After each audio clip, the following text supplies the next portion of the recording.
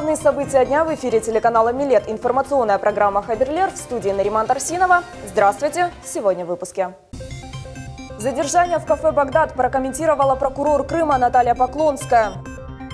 Служба безопасности Украины обвиняет экс-главу Меджлиса Мустафу Джемилева в шпионаже. В Симферополе закрыли автотранспортную компанию «Сим-Сити Транс». Азербайджане и армяне Крыма призывают соотечественников прекратить кровопролитие на территории Нагорного Карабаха. В республике началась подготовка к празднику Хыдырлес. Об этом и не только в следующие полчаса. Слухи о репрессиях против крымских татар сегодня опровергла прокурор Крыма Наталья Поклонская. Напомним, на минувших выходных в Крыму российские силовики провели серию проверок в кафе и ресторанах. Наибольший резонанс вызвало задержание представителями МВД России группы нарушителей из 35 человек. СМИ распространили информацию о том, что силовики действовали жестко, переворачивали мебель, угрожали посетителям и проводили обыски, не имея на это оснований. Сегодня прокурор Крыма Наталья Поклонская опровергла информацию о задержании крымских татар. Она рассказала, что на полуострове проводилась плановая проверка сотрудниками МВД, ФМС и ФСНК для выявления лиц, которые употребляют наркотические вещества или живут в Крыму с нарушением миграционного законодательства. Не было специально запланировано рейда для того, чтобы задержать именно лиц крымско-татарской национальности. Этого не было и быть не могло, потому что таких рейдов не существует. А в части того, что украинская пресса рассказывала о задержании крымско-татарских представителей, это тоже не соответствует действительности. Никого не задерживали. Они были доставлены, причем добровольно сами явились в отделение полиции для того, чтобы по учетам были проверены эти лица. Никто никого не задерживал. То есть больше 2 часов никто не находился в отделении полиции. Сложившуюся ситуацию прокомментировал заместитель председателя Совета министров Республики Крым Руслан Бальбек. По его мнению, украинские СМИ сознательно вводят людей в заблуждение. К сожалению, ряд так называемых правозащитников участвуют в информационном противостоянии и вбрасывают через сеть интернет, через социальные сети информацию, которая не соответствует действительности. На самом деле проходили это мероприятия профилактического характера по миграционному законодательству в преддверии курортного сезона. Было доставлено в райотдел полиции около 56 человек, никого не задерживали, то есть это совершенно разные понятия. Буквально 2-3 часа после профилактических и проверочных мероприятий людей отпустили и никого не задерживали. По словам вице-премьера, мы находимся в состоянии информационного противостояния, и данные вбросы являются информационной диверсией, направленной на то, чтобы вызвать у крымских татар недовольство действиями властей республики. Гульнара Каримова, Алимика Айбулаева, Дмитрий Низовой, телеканал «Милет». Внеплановые проверки индивидуальных предпринимателей и юридических лиц в Крыму теперь не требуют согласования. Соответствующий закон подписал накануне президент Российской Федерации Владимир Путин. Документ отменяет необходимость взаимодействия с уполномоченным федеральным органом исполнительной власти перед предстоящим инспектированием на территории свободной экономической зоны. Однако при проведении проверки с органами прокуратуры необходимость согласования сохраняется. Предельный срок их проведения – 5 рабочих дней. Служба безопасности Украины обвиняет экс-главу Меджлиса Мустафу Джемилева в шпионаже. Рассекреченные документы СБУ, из которых следует, что Джемилев работал на Турцию, разместили сегодня на информационном сайте РИА Новости Крым. Источник уточняет, подлинность документов подтверждена специалистами из силовых структур. Транспортная компания «Сим-Сити Транс», которая принадлежит организатору блокады Крыма Ленуру Ислямову, больше не будет работать. Об этом заявил глава администрации Симферополя Геннадий Бахарев. По словам главы администрации, компания не соблюдала стандарты работы на маршрутах и неоднократно нарушила условия контракта. «Сим-Сити Транс» не имеет перспективы работать в Симферополе. Перевозку симферопольских пассажиров будет осуществлять другая частная компания. Конфликтную ситуацию, сложившуюся в Нагорном Карабахе, обсуждали сегодня в Совете министров на заседании круглого стола с представителями армянской и азербайджанской национально-культурных автономий. Участники встречи единогласно поддержали позицию руководства Российской Федерации и призвали стороны конфликта прекратить дальнейшее кровопролитие. Тему продолжит Левиза Сейдбелялова.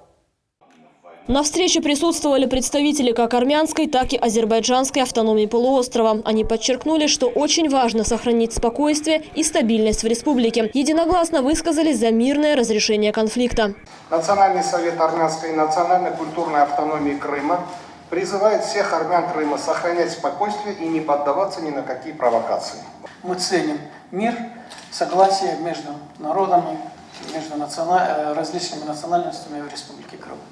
Вице-премьер крымского правительства Руслан Бальбек отметил, что Крым сегодня – это территория мира и согласия. Уверен, что никакие внешние факторы не сумеют рассорить народы Крыма между собой, и мы всегда сумеем показать пример той консолидации общества, тому взаимопониманию, которое происходит и присутствует между всеми народами, населяющими наш полуостров. Руслан Бальбек подчеркнул, что обе стороны конфликта в Нагорном Карабахе должны немедленно прекратить дальнейшую эскалацию напряженности. По итогам круглого стола его участники приняли заявление, в котором призвали руководителей Армении и Азербайджана сесть за стол переговоров и прийти к мирному решению проблемы. На фоне тех конфликтов, которые сегодня происходят, когда уходят человеческие жизни, когда гибнут беззащитное гражданское население, женщины, дети, старики, это, конечно, самое большое горе и несчастье.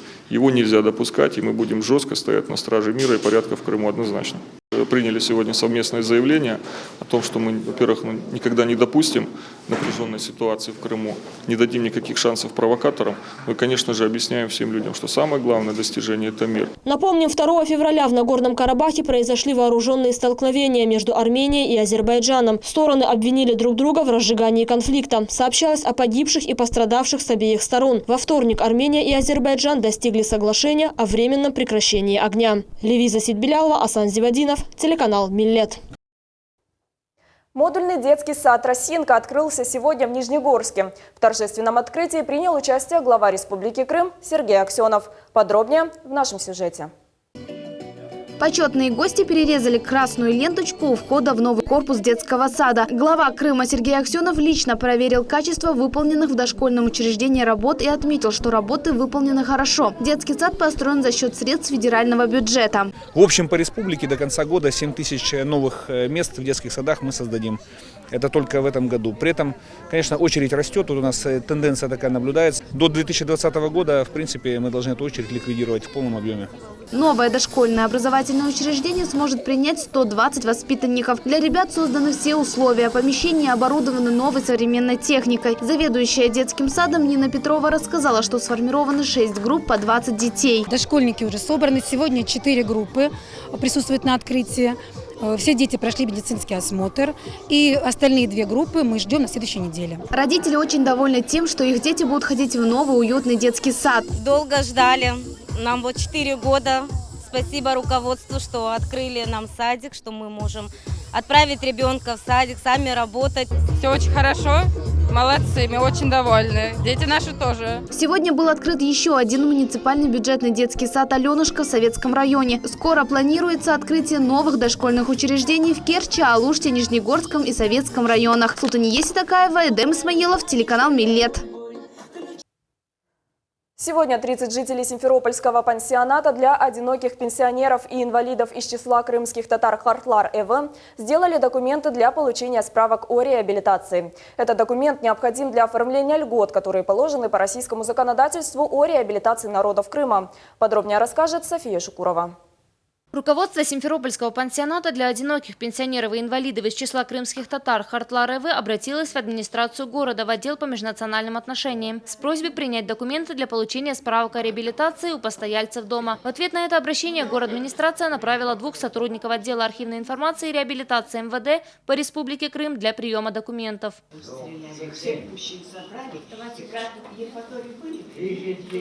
Постоялец Симферопольского пансионата Хартлар-ЭВ 84-летний Алия Аблялимова сдала документы. Возможность получения льгот для нее очень важна. Алие Бита было 12 лет, когда ее вместе с семьей депортировали из родной Евпатории. Жила она в городе Черчаке, говорит, пережила голод и лишение. Только в 2003 году она вернулась на родину. Сейчас, благодаря Путину, нас реабилитируют. Реабилитацию через 71 год нас реабилитируют. Ладно, спасибо Путину за это. столько были правителей, ни один не сделал этого, как сделал этого Путина. Специалист отдела архивной информации и реабилитации МВД по Республике Крым Мария Диканова рассказала о процедуре оформления справок. Было принято на рассмотрение 30 заявлений о получении справки о реабилитации. Чтобы гражданам получить справку о реабилитации, нужно дождаться им ответа с мест спецпоселения, где они находились по 1956 год. Их заявления будут рассматриваться в течение 3 месяцев. По истечению 3 месяцев они получат свои справки о реабилитации. Куршут Муртазаев был 9-летним мальчишкой, когда началась депортация, но помнит до мелочей, как все происходило. Он счастлив, что вернулся на родину и каждый день молится о том, чтобы все трудности были преодолены. Бисмиллахир-рахманир-рахим. Куль валлаху хад, Аллаху самед, ем елет, велем еколлеху куф бенехад. Аллаху экбер, ла иляха илляллах, Аллаху экбер, велиллахил хамд. Дуа битти. Тафия Шукурова, Ибраим Ганиев, телеканал Миллет. Завтра после полуденного намаза начинаются 3 священных месяца, наступления которых с воодушевлением ждут верующие. Это особый духовный период, который мусульманские народы именуют 3 месяцами. На крымско-татарском языке уч-айляр. Это период, который мусульмане стараются наполнить покаянием, намазами, чтением Корана и благими деяниями. Подробности в нашем сюжете. Посланник Аллаха, саллиллаху алейхи вассалям, сказал: «Реджеб для Аллаха, Шабан для меня, а Рамазан для моей уммы». Наш пророк, саллиллаху алейхи вассалям, рекомендовал нам в эти месяца поститься, заботиться о неимущих больше, чем в другое время, творить благие дела. Он говорил, что выполняющим эти правила будет даровано великое вознаграждение. В этом году благословенная ночь Рагаиб выпадает 7 на 8 апреля. Эта ночь является одной из тех, о которой сообщается, что в них принимаются дуа. В это время Всевышний одаривает своих рабов милостью и благами и прощает тех, кто проявляет уважение к этой ночи.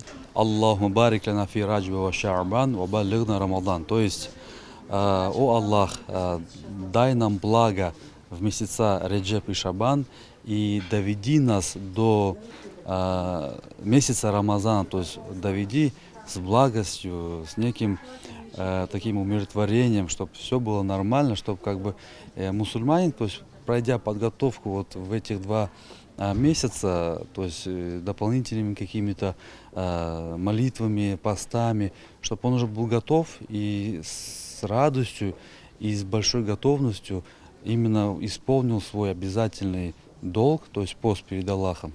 В это время мусульманам желательно больше молиться, даже ночью, соблюдать пост и совершать благоугодные дела. Тогда, по убеждению верующих, милость Всевышнего многократно увеличится. За намаз, пост, милостыню, совершенную в эту ночь, воздается многократная благодать. Искренне раскаивающихся в эту ночь Всевышний прощает. Цена каждая ночь Раджаба, цена также каждая пятница. Однако, когда они совпадают, то становится еще ценнее. Насколько известно, в исламе также 12 месяцев, и 3 из них это Реджеб, Шабан и Рамазан.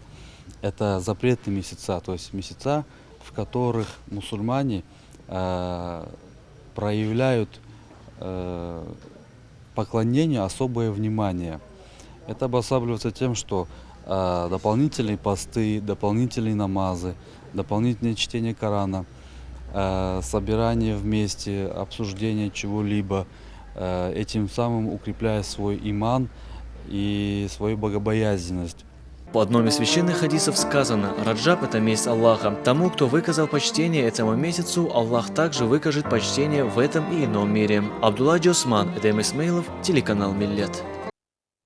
В честь великого просветителя Исмаила Гаспринского названа «Малая звезда». Восхищаясь крымско-татарским деятелем, который получил большую известность и признание, астроном решил назвать космический объект его именем. Крымскому ученому удалось обнаружить астероид, который не замечали другие. Небесному телу около 4,5 миллиардов лет. Увидеть его на звездном небе удалось и нашему корреспонденту Сабрие Халиляевой. В течение 30 лет на этом телескопе было открыто 1280 астероидов. Среди них и астероид, который был назван в честь великого просветителя Исмаила Гаспринского. Астероид был открыт ученым, астрономом Николаем Черных и его командой в Крымской астрофизической обсерватории в поселке Научное Бахчисарайского района. Этим самым ученый показал свое уважение к великому просветителю. Черных изучал малые планеты и открыл 537 новых. В книге Людмилы Черных «Космический венок малых планет» астероид значится под номером 12185. Астероид принадлежит к внутреннему поясу астероидов, то есть находится между Марсом и Юпитером, Землю никогда не подходит. В этом плане, то есть астероидная опасность на Земле не представляет. Сам по себе астероид старый, как и практически все астероиды главного пояса. Он сформировался одновременно с планетами Солнечной системы примерно 4,5 миллиарда лет назад из вещества газопылевого протопланетного диска. Среднее расстояние от Солнца 2,74 астрономических единиц, то есть примерно 410 миллионов километров. Это астероид средних размеров, диаметр около километра, что сравнимо, допустим, с историческим центром Бахчисарая, в честь которого тоже назван астероид, открытый Николаем Степановичем Черныхом. Ученый также отметил, что астероид, названный в честь великого Оджа Исмаила Гаспринского, вращается вокруг Солнца с периодом 1656 земных суток, то есть примерно 4,5 года. По приблизительным подсчетам, масса астероида 1 триллион тонн, а его радиус 4 километра. По радиусу он в 160 раз меньше самого большого астероида Цереры. Химический состав неизвестен, но по элементам орбиты, скорее всего, астероид относится к металлическим астероидам класса М, богатым никелем и железом. Каждый раз, поднимая глаза к звездному небу, можно вспомнить о великом просветителе Исмаиле Гаспринском. Сабрия Халиляева, Дмитрий Низовой, телеканал Миллет. Юные боксеры из Республиканской детско-юношеской спортивной школы номер 1 города Симферополя вошли в состав сборной Крыма по боксу возрастной категории 13-14 лет. Мавиле Июпа была на тренировке и узнала, в чем залог их успеха. Эмиль Таликов и Виталий Гончаров добросовестно тренировались и долго шли к победе. Теперь они в составе сборной Крыма по боксу среди юношей 13-14 лет. Спортсмены победили на первенстве республики в Керчи, а также на первенстве Российского студенческого спортивного союза, который проходил в Ялте. Эмиль Таликов занимается боксом 2 года. Юный боксер говорит, что любовь к боксу ему привил брат, трехкратный чемпион России Руслан Ибрагимов. Мы участвуем в чемпионатах Крыма, в чемпионатах Симферополя, в чемпионатах разных городов Крыма. Но я бы хотел в дальнейшем получить звание мастера спорта и продвигаться как бы в профессиональный бокс. Виталий Гончаров признался, что у него бывали и поражения на турнирах. Сегодня его старания увенчались успехом. Спортсмен вошел в сборную Крыма. Однако Виталий не собирается останавливаться на достигнутом. Сейчас самое близкое я хотел бы съездить на первенство России, которое будет проходить в Анапе. И там бы хотел тоже стать первым. Тренер сборной Крыма среди юношей 13-14 лет Бахтияр Аджамуратов усердно готовит своих воспитанников на первенство России. У нас в боксе есть такое, что каждый участвует в своих весовых категориях. Весовые категории в этом возрасте начинаются 38 500 и до плюс 76. Поэтому в любом у нас весовой категории все достойные выступить на первенстве России. У Бахтияра Аджамуратова тренируются и мальчики 5-6 лет. Один из начинающих спортсменов – Суфьян Зенединов. Он многократный победитель турниров в своей категории. Хорошо.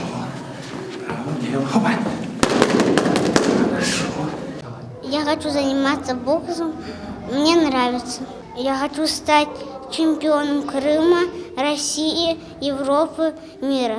Эмиль Таликов, Виталий Гончаров и еще 16 боксеров в возрасте 13-14 лет, вошедшие в сборную Крыма, будут представлять наш полуостров на первенстве России, который пройдет в мае в Анапе. Мавиле Июп, Рамазан Аливапов, телеканал Миллет. Подготовка ко всекрымскому празднику Хыдырлес уже началась 3 мая на 25-м километре трассы Симферополь-Бахчисарай возле развлекательного центра Шахерезада состоится праздничное торжество. Всех крымчан ожидают приятные сюрпризы. На протяжении всего дня будут выступать звезды отечественной и зарубежной эстрады. Развлекать крымчан будут народная артистка Узбекистана Наталья Нурмухамедова, группа из Узбекистана Учкудук, государственный заслуженный ансамбль танца «Лезгинка» из Дагестана, примадонна восточной эстрады Юлдус Османова, канатоходцы, выездной театр. Каждый сможет отведать крымско-татарские национальные блюда. Для детей будут работать аттракционы. Силачи смогут продемонстрировать свои возможности на соревнованиях по национальной борьбе куреш. Мастера декоративно-прикладного искусства развернут павильоны. Каждый крымчанин не должен пропустить это событие. На этом наш выпуск подошел к концу. Завтра смотрите нас в это же время. Всего доброго!